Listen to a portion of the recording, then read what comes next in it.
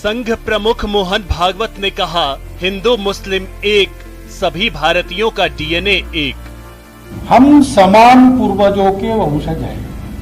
नमस्कार, बहुत स्वागत है आपका। प्राइम डिबेट देख रहे हैं आप, आपके साथ में जेपी शर्मा।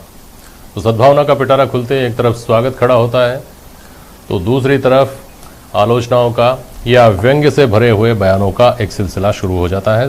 मोहन भागवत का जो बयान आया उसको लेकर भी कुछ इसी तरह सियासत बाहें पसारे खड़ी हो गई। स्टूडियो में मेरे साथ पंडित पवन पुजारी हैं, सैयद असगर अली साहब हैं, नायब काजी हैं आप, मुकेश पारिक साहब हैं, भारतीय जनता पार्टी के प्रवक्ता हैं, और स्वर्णिम चतुर्वेदी जी हैं, कांग्रेस के प्रवक्ता। इस बहस में बहुत स्वागत करता हूं आप सभी का। असगर अली साहब, सबसे पहले आपके पास आ रहा हूं। ये जो बयान है जिसको लेकर चर्चा छिड़ी हुई है, जिसको लेकर ये बहस अभी शुरू हो रही है, इस बयान का स्वागत करते हैं या इस पर आई हुई प्रतिक्रियाओं का? सबसे पहले तो मोहन भागवत जी का ये जो बयान आया है इसका हम स्वागत करते हैं। ये उसी कड़ी की तरफ पहला कदम है जिसकी तरफ इस्लाम बुलाता रहा है और आमतौर पर उसकी मान्यताओं के अकॉर्डिंग है। कुरान में भी इस बात को कहा गया, या अय्युहन्नासुत्तक़ू रब्बकुमुल्लज़ी खलक़कुम मिन नफ्सिन वाहिदा व खलक़ मिनहा ज़ौजहा व बस्स मिनहुमा रिजालन कसीरन व निसाअ। ए इंसानों, हमने तुम्हें एक ही इंसान से पैदा किया है, फिर उसी के जोड़े बना दिए ताकि तुम्हें मुत्तकी पहचान सके कि कौन है तक़वा परायणता वाले। नंबर एक, पहली चीज़ तो ये। दूसरा, मैं ये कहना चाहूँगा कि ये यकायक जो हृदय परिवर्तन हुआ है, तो क्या जो संघ का जो मूल स्थापना करने का जो परिदृश्य था, जो हिंदुत्व के वारिस आरएसएस अपने आप को मानती है, सावरकर का भी जो सपना था, उसके बाद डॉक्टर सावरकर ने इस बात को रखा था कि आरएसएस जो है वो द्वीप राष्ट्र के जो मामला है उसको सपोर्ट करती है और उसी को लेकर आगे चलेगी। तो क्या अब ये उसका ऐलान कर देंगे कि हम इस बात को नहीं मानते, या फिर ये क्षणिक बात है? क्योंकि बातें बहुत होती हैं लेकिन वो धरातल पर नहीं आ पाती। तो ये इसमें संदेह हम देखते हैं, क्योंकि इस बात को जब हिंदू महासभा का जब 19वां अधिवेशन था 1937 के अंदर, उस बात को यहाँ पर डॉक्टर हेडगोवर के जरिए रख दिया गया था कि सावरकर जी के विचार ये हैं कि वो हिंदुत्व को लेकर आगे चलेंगे और उसके अंदर मुसलमान बल्कि ईसाई और कम्युनिस्ट तक उसके अंदर नहीं आते हैं। तो यह हमें सोचना पड़ेगा कि पहले ऐलान करेंगे इस बात का कि भाई हमने उससे तौबा कर लिया, उससे हम पलट आए। अब हम इस पर एक बात बताइए, स्पेसिफिक बात कि संघ की स्थापना का जो विचार है वो यही था कि उस हिंदुत्वता के अंदर जो हिंदुत्व राष्ट्र है, देखिए एक चीज समझ लीजिए कि हिंदू जो है वो बड़ा सहिष्णु है, वो बहुत उदारवादी है, लेकिन हिंदुत्व जो है ये बहुत क्रूर है और ये बिल्कुल अलग चेहरा है।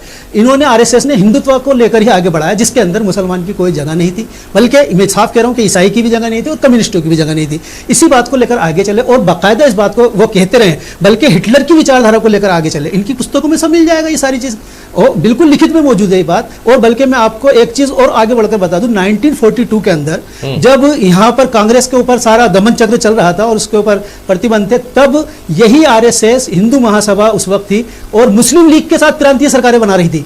जो मुस्लिम लीग का सबको मालूम है कि द्वीप राष्ट्र का उनका वो था पॉलिसी, वो थी, उसी पॉलिसी को लेकर आगे चले। फिर इन्होंने ये बात कही थी कि हम चूंकि राजनीतिक परिदृश्य में इसको देखते हैं तो ये जरूरी है कि इस वक्त हम इनके साथ हो जाते हैं। तो ये सारी चीजें पटल पर मौजूद है। असल में हिंदुत्व का मतलब सुनिए, हिंदुत्व का मतलब लिंचिंग, हिंदुत्व का मतलब अल्पसंख्यकों के मन में बैठा दिया गया डर, हिंदुत्व का मतलब वो सारी चीजें जो हिंदुत्व का उग्र चेहरा बनकर मुसलमानों को कहीं ना कहीं खतरे जैसी लगती हैं। यही है ना, यही है ना मतलब? तो आप मुझे बताइए, एक मिनट सवाल तो पूरा कर लेंगे, आपकी बात बोलिएगा। मेरे लफ्ज नहीं, अब हाँ आपके लफ्ज नहीं है, लेकिन आपने जो कहा तो मुझे समझा दीजिए, आपके लफ्ज में समझा दीजिए। हिंदुत्व क्या है? हिंदुत्व क्या है? मैंने मेरा बात कही। हाँ बताइए। पहली चीज तो आप ये समझे कि आरएसएस तमाम हिंदुओं का लीडर नहीं है और तमाम हिंदू, मेरी बात समझ लीजिए। आप तो हिंदू तो समझा दीजिए ना मुझे। हिंदू ठीक है, हिंदू तो गलत है, हिंदू तो क्या है वो समझा दीजिए। मैं वहीं आ रहा हूँ कि आरएसएस तमाम हिंदुओं को लीडर नहीं है, वो उनको लीड नहीं करता है। यही वजह है कि यहाँ पर सहिष्णु हिंदू मौजूद है जो कि खुद ही आगे होकर उनकी किसी भी बात का विरोध करता है। यही वजह है कि इनके अंदर के लोगों ने भी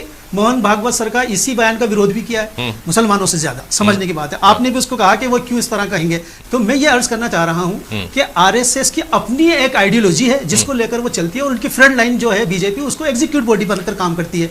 यही वजह है कि यहाँ से पैगाम पहुंचता है। मैं आपको एक घटना बताता हूँ। प्रशांत झा जो सीनियर एडिटर है उसके द हिंदू के, और जब वो 2013 में नागपुर के अंदर वो कर रहे थे इंटरव्यू, तो वहां जो है संघ के लोगों ने इस बात को कहा उनसे कि भाई प्राइम मिनिस्टर जी को इसलिए चुन रहे हैं क्योंकि उन्होंने अहमदाबाद में काम करके दिखाया है और आज अहमदाबाद में एक भी विधायक मुस्लिम नहीं है। तो ये तो रणनीति का हिस्सा है सर।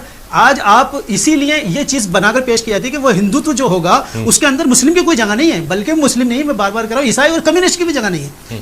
ये चीज ओपन है। अब अगर हिंदुत्व का एक मायना जो आपने कहा कि हिंदुत्व का मतलब हिंदू के अलावा किसी और का नहीं होना है, अगर तो फिर तो मोहन भागवत का बयान ही अपने आप में काफी है। कि सबका डीएनए एक है, सब देश धर्मनिरपेक्ष है, सबको एक जगह इस चीज को मैं बताऊं। और दूसरी चीज जिसको हिंदुत्व के रूप में, कट्टर हिंदुत्व के रूप में प्रस्तुत किया गया है, लिंचिंग जैसी जो चीजें हैं, उसको लेकर उन्होंने बोला ही है कि लिंचिंग का तो हम, हाँ, लिंचिंग के लिए मैं आप देखिए, मैंने बैठते ही बात कही थी कि हमने उनके बयान का स्वागत किया है, जो जिसमें दोनों बातें शामिल हैं, हिंदू मुस्लिम डीएनए वो बोलते हैं, साथ में वो मॉब लिंचिंग के बारे में बोलते हैं। सवाल यह है कि धरातल पर इसको एग्जीक्यूट कैसे करोगे।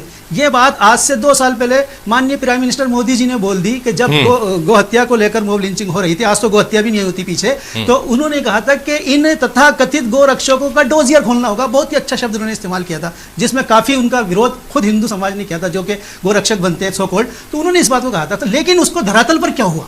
धरातल पर तो कुछ नहीं हुआ। यह है वो चीज है कि जो कहती जाती है, एक बिहार के अंदर जाकर आप आरक्षण की बात कह देते हैं, यही मोहन भागवत जी, जब चुनाव उस वक्त होने का होता है, लेकिन नतीजा क्या होता है आज जनता सब समझ चुकी है। मैं ये कहता हूं, चूंकि मैं एक धार्मिक प्रतिनिधित्व करता हूं, मैं ये कहता हूं कि उनका धर्म जो है जोड़ने का काम करता है। धार्मिक परिप्रेक्ष्य के अंदर इसकी बात का हम स्वागत करते हैं। हम कहते हैं कि इससे 2 कदम और आगे बढ़ेंगे। हम मानव जाति की बात करते हैं, सिर्फ हिंदुस्तान की बात नहीं करते, मानव जाति की बात। तसल्ली रखो, आपने बोल दिया ना, जवाब सुन लीजिए। मैंने जब जहाँ से बात शुरू करी थी, बात समझ ले। हिंदुस्तान वो नहीं है जहाँ हम बैठे हुए हैं। सबसे पहली चीज़ तो ये समझ लीजिए, आखिरी विभाजन हिंदुस्तान का हमारी आंखों के सामने पाकिस्तान में हुआ, या आखिरी खंड था या अंतिम विभाजन था, पहला नहीं। इससे पहले हमारे कई विभाजन हो चुके हैं। हमारी एक जो विचार, एक जो धारा थी हमारे हिंदुस्तान की, वो मिल रही थी ईरान से, तजाकिस्तान से, कजाकिस्तान से, जिसको हम महाभारत कहते हैं, अखंड भारत कहते हैं। हम उसको मानने वाले हैं, हम उसको चाहते हैं कि वो वापस मिले, नंबर 1। दूसरा, इधर दूसरी हमारी दिशाएं मिल रही थी जापान से, मलेशिया से, वहां तक हमारा हिंदुस्तान, जिसको हम जम्बू द्वीप कहते थे, महाभारत कहते थे, अखंड भारत कहते थे।